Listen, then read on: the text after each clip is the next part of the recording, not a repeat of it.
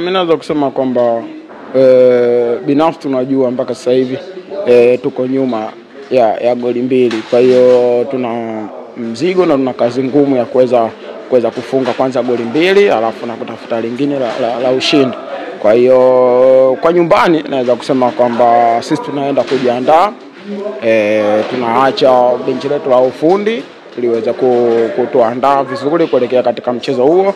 Lakini 9-10 mimi naomba mashabiki wengi, wanachama wote wa Simba, wa Tanzania wote kwa ujumla waweze kujitokeza kwa wingi, kwa sababu kama ilivyokuwa katika mchezo huu support walopata wao na sisi tunahitaji zaidi ya support walopata wao. Kwa hiyo na imani wanachama na mashabiki wote wa Simba walokuwa Tanzania na nje ya Tanzania wakiweza kujitokeza kwa wingi kwa support yao, waweze kutupa ili kutupa nguvu zaidi ya kuweza kupata ushindi katika mchezo wa nyumbani.